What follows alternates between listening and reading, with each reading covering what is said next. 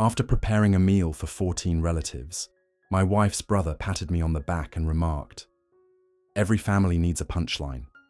Thanks for making the rest of us seem like winners."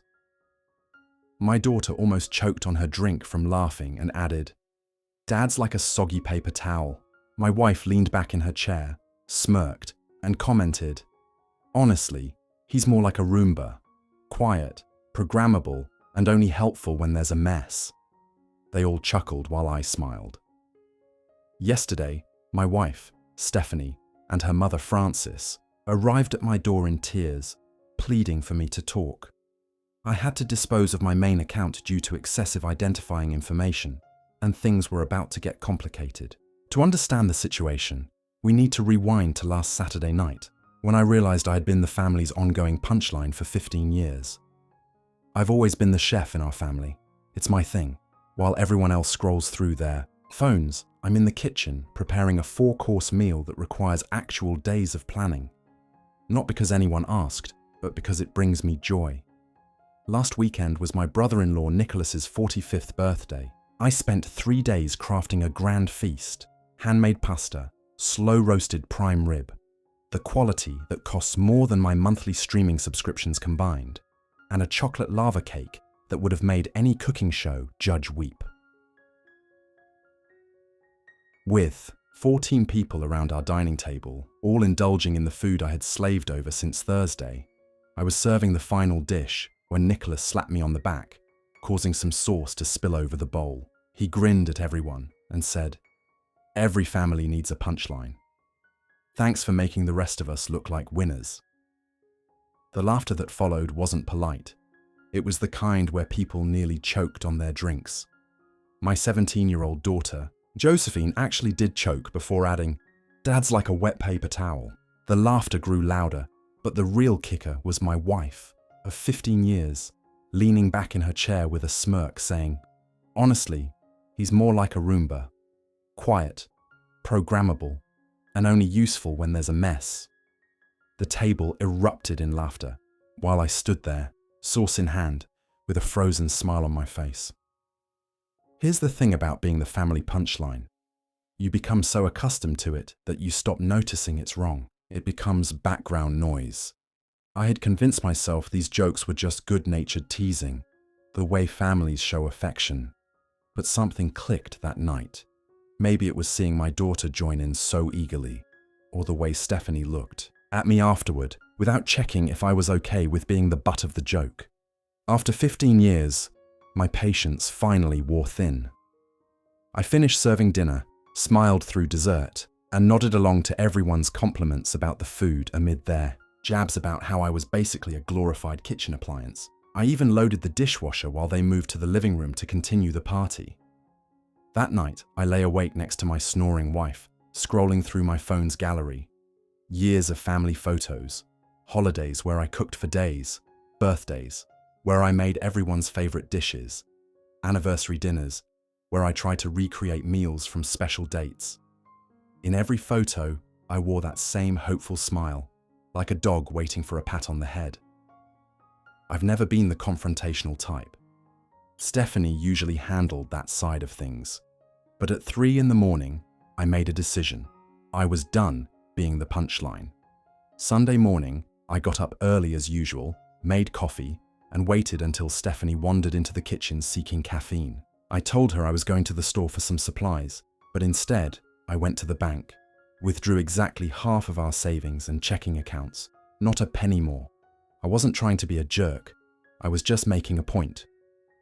Then I drove to my sister Heidi's place across town. Heidi has always been the only one who noticed how Stephanie and her family treated me. Last Christmas, she actually confronted Nicholas when he made a comment about me being domesticated. Everyone dismissed her as overly sensitive, but I remember the look she gave me, pity mixed with frustration, as if asking, "Why do you let them talk to you this way?" After explaining the situation, Heidi immediately offered her guest room, which I accepted, but only temporarily. By the afternoon, I found a month-to-month rental apartment. Not fancy, just a 1-bedroom with a decent kitchen. I signed the papers digitally and paid the first, last, and security from my new separate account. The only thing I left at home was a note on the kitchen counter. Find someone else to be your punchline. Then I turned off notifications on my phone. By evening, I had 47 missed calls and texts, 23 from Stephanie, 15 from my daughter, and the rest from various in-laws. I only replied to my daughter saying, "I love you, but I need some space right now. We'll talk soon." Monday morning, I called my friend Austin, who had been through a nasty divorce and knew the ropes. We met for breakfast where he gave me a crash course in separation. Document everything. Don't spend joint money frivolously. Don't speak ill of the other parent to your child. Basic but essential advice. I took the week off from work, citing a family emergency, not technically a lie. Then I spent Monday setting up new accounts, transferring auto payments for my personal expenses, and cancelling joint subscriptions. Sorry, Netflix, but Stephanie can get her own account if she wants to keep watching those true crime documentaries she loves so much. Tuesday, my mother-in-law Frances started calling. I let it go to voicemail the first 6 times. On the 7th, I finally listened. "James, please, this is ridiculous. Whatever happened, I'm sure we can work it out as a family. Stephanie is beside herself. Josephine doesn't understand why her father would just abandon them. Please, call me back." Abandon them? After 15 years of cooking, cleaning, and being the designated family punching bag? That's rich. Instead of calling back, I spent the evening compiling a document with screenshots of text conversations where Stephanie belittled me, photos from events where I was clearly excluded from family activities, and notes from therapy sessions I had attended alone, trying to figure out why I never felt respected in my own home. Wednesday morning, I emailed this document to Francis, Nicholas, and a few other key family members who had been at the dinner. The subject line read, "Why I Left, a 15-year overview." No one called for hours after that went out, and then my phone exploded. Nicholas texted, "Dude, it was just a joke. Don't be so sensitive."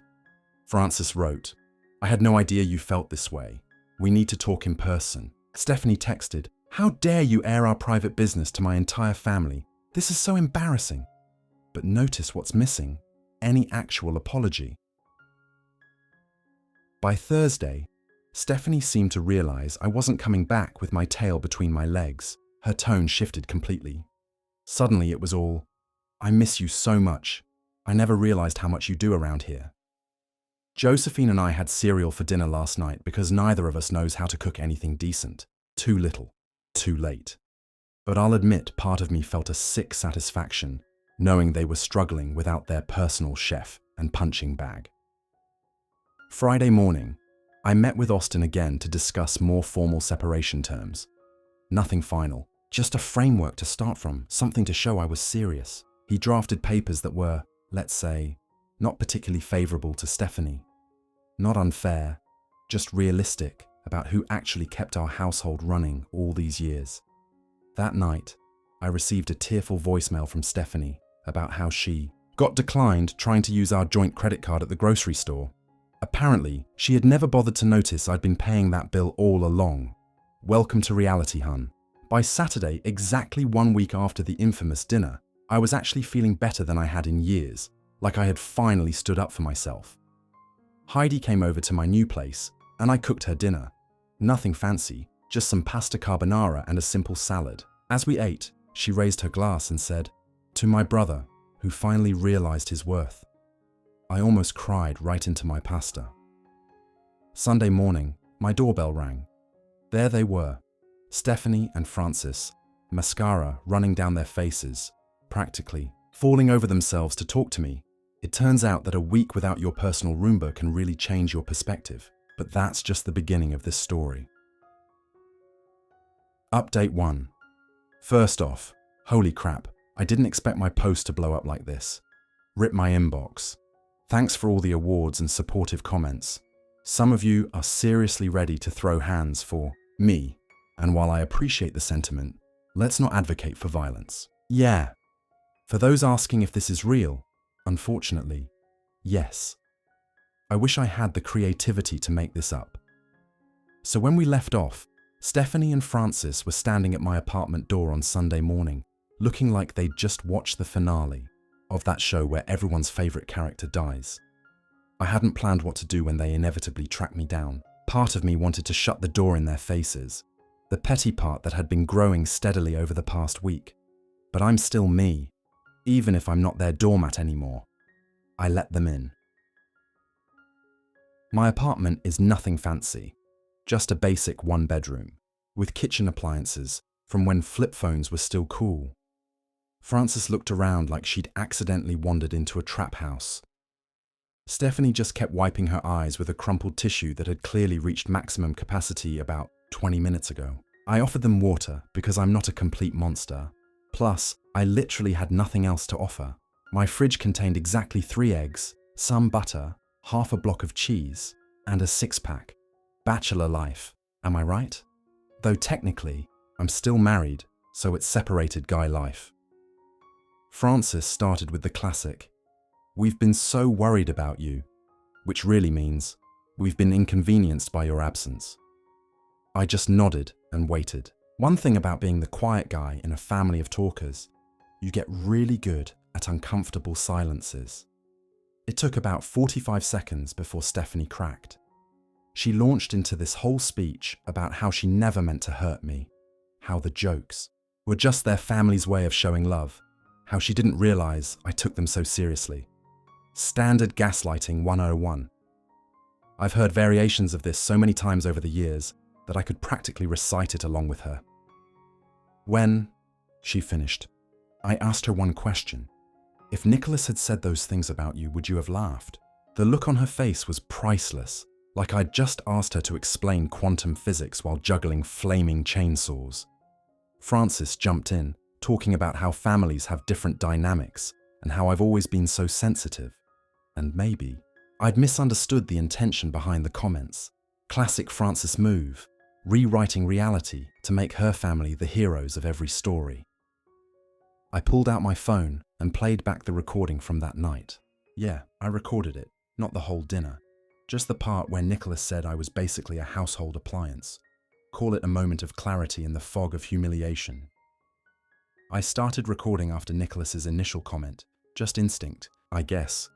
Or maybe a part of me knew I'd need evidence later, when they tried to minimize what happened.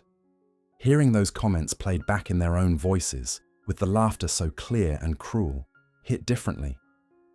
Stephanie's face went through a whole journey, from defensive to shocked to genuinely ashamed. Francis just stared at the floor like it might open up and swallow her.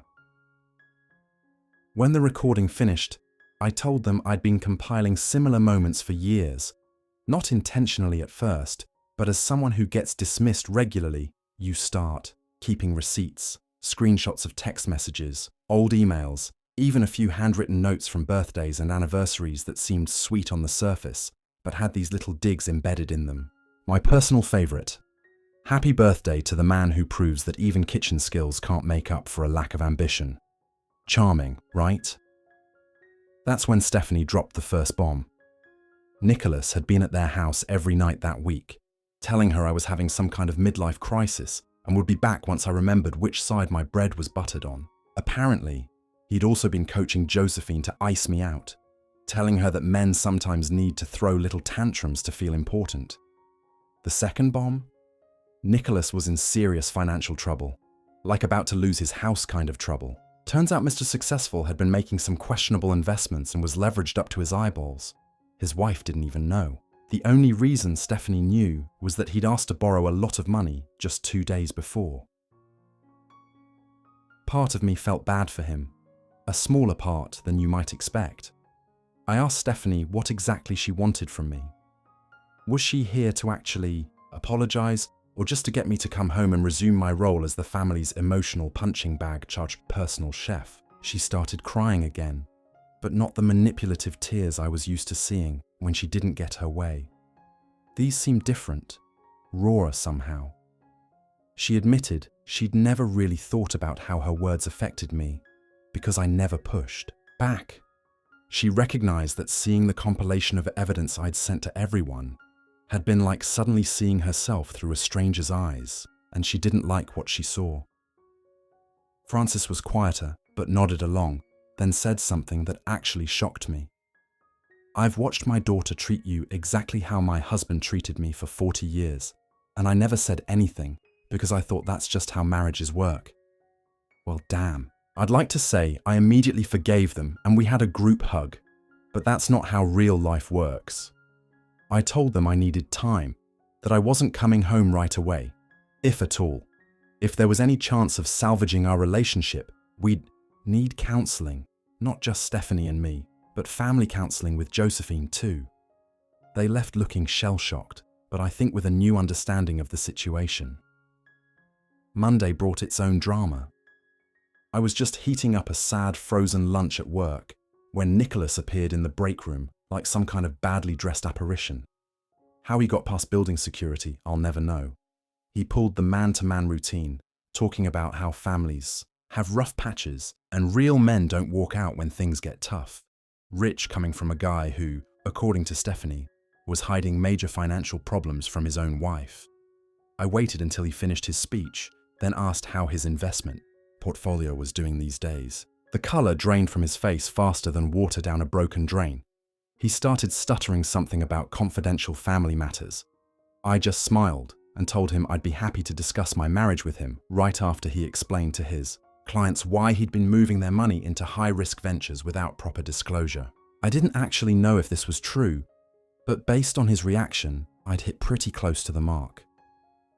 He left without another word, but apparently, he went straight to Francis to complain about how I'd threatened him. I hadn't. Facts aren't threats. Tuesday, I got my first text from Josephine that wasn't dripping with teenage disdain. She asked if we could meet for coffee over the weekend just to talk. No promises, she said, but she'd been thinking about some things. Progress, I guess. Wednesday was when the financial reality really started hitting Stephanie. She called, and I let it go to voicemail, saying she'd been declined trying to use the credit card at the grocery store for the second time. Apparently, she'd never bothered to notice I'd been handling all the bills for years. Welcome to adulting, babe. Thursday, Austin, my friend who's been helping me navigate this mess, brought over the formal separation papers. They weren't vindictive. I'm not trying to leave Stephanie destitute, but they were fair and equal. Split of assets, while acknowledging my contributions to the household beyond just financial ones. They also included a detailed accounting of all the emotional labor I'd been providing. Cooking, cleaning, managing Josephine's school and social calendar, maintaining relationships with both sides of the family, etc. Austin suggested I hold off on sending them for a few days to let the reality of the situation marinate a bit longer, like a good steak. Some things improve with time. See? Food metaphors. I can't help myself. Friday night was Josephine's lacrosse game. I'd never missed one before, and it felt strange not to be there, cheering awkwardly from the sidelines while trying not to embarrass her with my existence. Instead, I sent a delivery of her favorite post-game snacks with a simple note. Proud of you always. Love, Dad. Austin went to the game. His daughter plays for the same team, and reported back that Stephanie, Francis, and Nicholas were all there, looking miserable. Josephine scored twice, but didn't celebrate with them. The weekend brought another unexpected development. Nicholas's wife called me. We've never been close. She always seemed to share her husband's view of me as the family joke. But she sounded desperate. Apparently, Nicholas had been hiding their financial situation for years, and my comment at work had prompted her to do some digging. She found statements hidden in his home office, showing they were on the brink of losing everything. I felt bad for her. Unlike me, she genuinely had no idea what was happening in her marriage. I suggested she talk to a financial advisor and possibly a lawyer, not to be malicious, but because she needed to protect herself. By Sunday, 2 weeks since the dinner that changed everything, something shifted. Stephanie stopped calling to beg me to come home and started asking what she could do to make things right. Francis sent an email, an actual email, not a text, with a detailed apology that showed she'd been reflecting on her role in enabling the family dynamic. Even Nicholas's wife texted to thank me for the advice, She'd frozen their joint accounts just before Nicholas tried to empty them. The biggest surprise came from Josephine. She showed up at my apartment Sunday afternoon, alone, no warning, just a text from downstairs. "I'm here. Can we talk?" She looked smaller somehow, standing in my doorway, less like the confident teenager who'd laughed at me being compared to a Roomba, and more like the little girl who used to fall asleep on my chest watching nature documentaries. Our conversation wasn't easy. There were tears, mostly hers, some mine, accusations, fair ones, and eventually a genuine apology. She admitted she'd been treating me the way she saw everyone else treat me, as if I were disposable, unimportant. She said she'd started seeing the school counselor and talking about how she treats people, especially me. Then she asked the question that broke my heart and gave me hope simultaneously. "Do you think you'll ever come home, Dad?" I told her the truth. "I don't know, but I do know I'll never again be the family punching bag." As she was leaving, she turned back and said, "Mum's moving in with Grandma Frances tomorrow. She can't afford the house without you. Thought you should know." And that brings us to yesterday, Monday, 3 weeks since everything changed. I was just getting home from work when my phone buzzed with a text from Stephanie. "We need to talk for real this time. No crying, no excuses, just talk."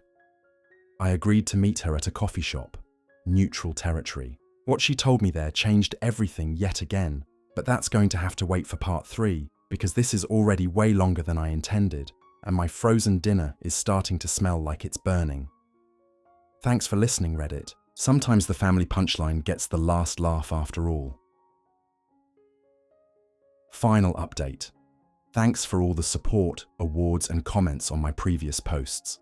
Not gonna lie, reading some of your suggestions for revenge has been both hilarious and slightly concerning. Y'all need therapy.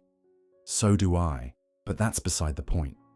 When I left off, I was about to meet Stephanie at a coffee shop after she texted asking to talk for real.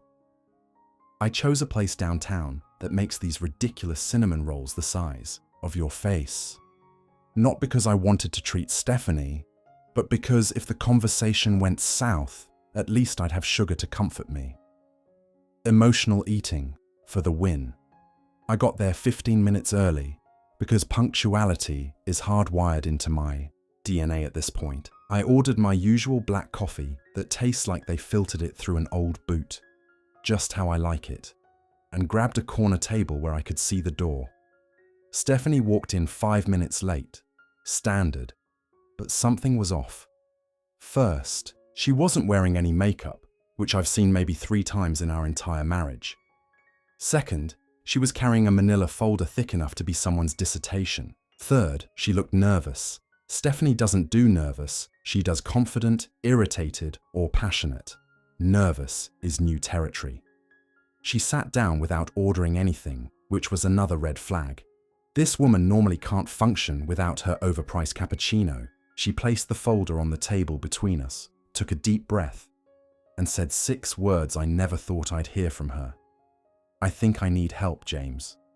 Not, "We need to talk about you coming home." Not, "The family misses you." Not even, "I'm sorry for everything." But an admission that she personally needed help. The folder contained printouts of therapists in our area who specialize in family counseling. She'd already made an appointment for herself, just herself, not couples therapy, not family therapy, but individual therapy for Stephanie. She told me she'd spent the past week really thinking about our marriage, how she treated me, and the example she was setting for Josephine. She admitted something that hit me like a truck. She'd always resented that I seemed content with my life, while she was constantly striving for more, more, more, more. My happiness, with simple things, made her feel inadequate somehow, so she'd developed this habit of putting me down to feel better about herself. It wasn't an excuse, she said, just a realization she'd had while lying awake at 3 odd in the morning on Frances's pull-out couch that smells vaguely of mothballs and disappointment. I asked her why now. Why, after 15 years of treating me like the family doormat, was she suddenly having this epiphany? Her answer was surprisingly honest. because you finally stood up for yourself, and it terrified me. She'd never considered I might actually leave. In her mind, I was the stable one, the constant, the one who would always be there no matter how they treated me. My leaving shattered her entire worldview. There was more to the conversation, 2 hours worth actually, but the gist was this. Stephanie wanted to change, wanted to work on herself, wanted to work on our marriage if I was willing, but she understood if I wasn't. I told her I needed to think about it, that therapy was a good start, but I wasn't ready to move back home yet. I needed to see consistent change, not just promises.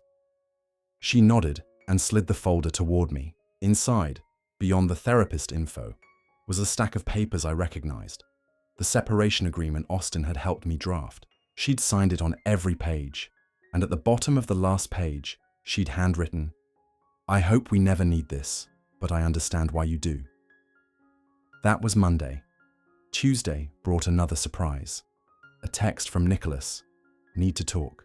My office, 2 p.m. My first instinct was to tell him where to shove his request, but curiosity got the better of me, so I agreed, but set my own terms. We'd meet at the coffee shop near my work, not his office, where he'd have home field advantage. Nicholas showed up looking like he'd aged 10 years in 3 weeks. The expensive watch was gone, so was the designer polo. He was wearing a regular button-down with a coffee stain on the cuff. He got straight to the point. His financial house of cards was collapsing. 3 clients had pulled their business after hearing rumors about his investment strategies, which, to be clear, I never actually spread. People talk, especially when money's involved.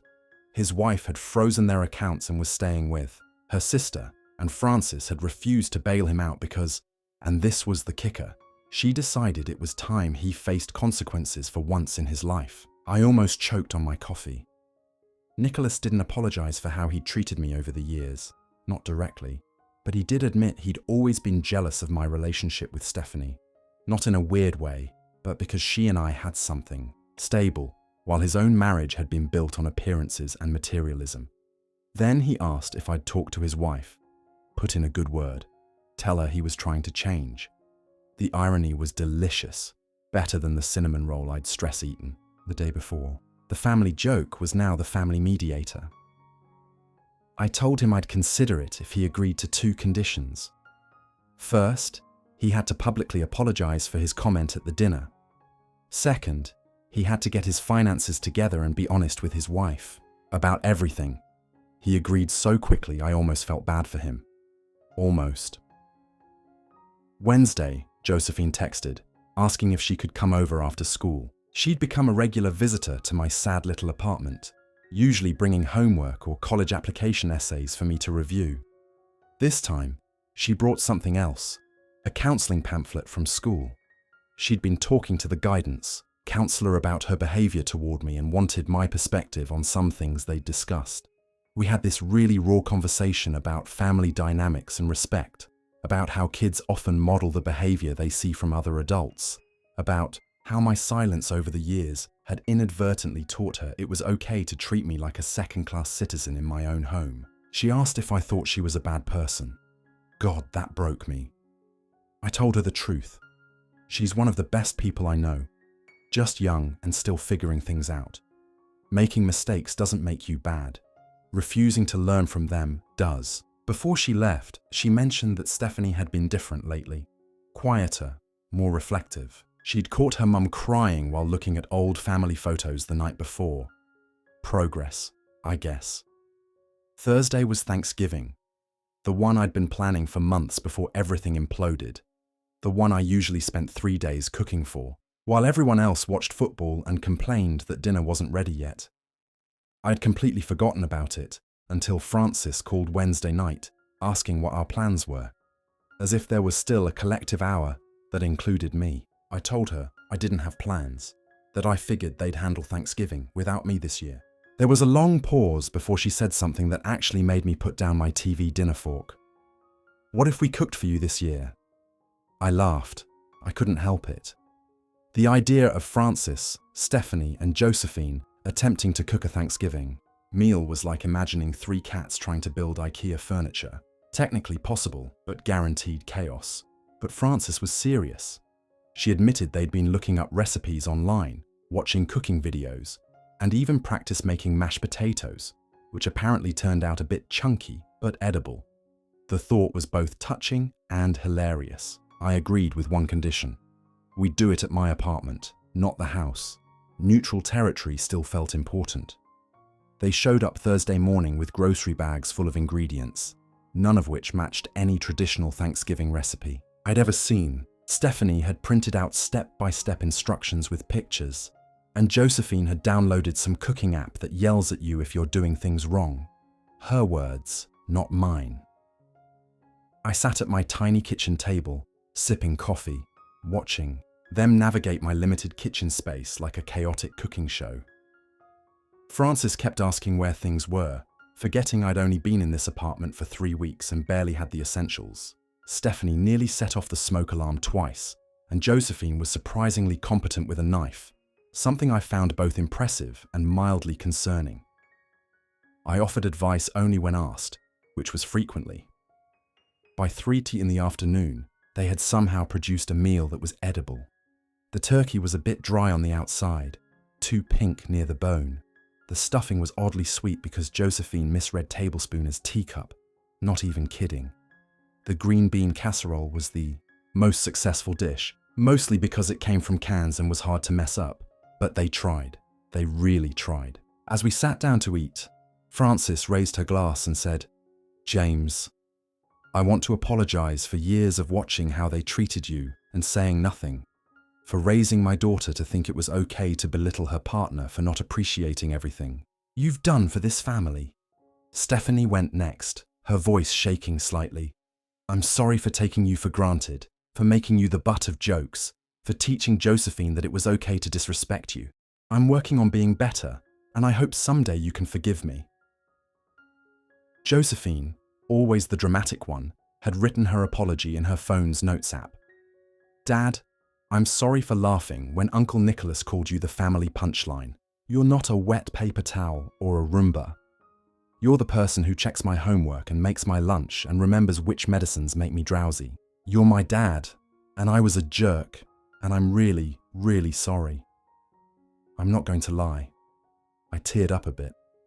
But before I could say anything, my doorbell rang.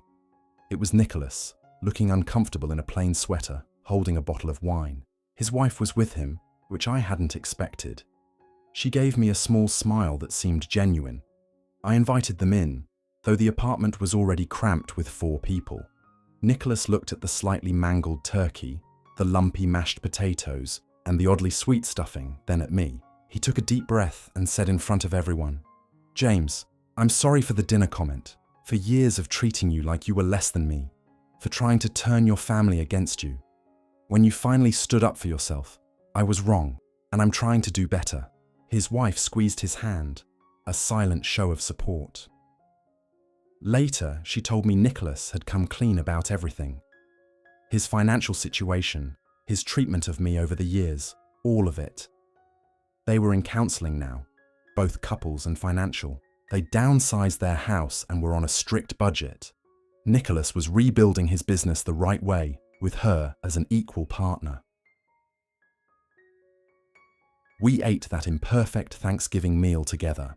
The conversation was stilted at times, genuine at others.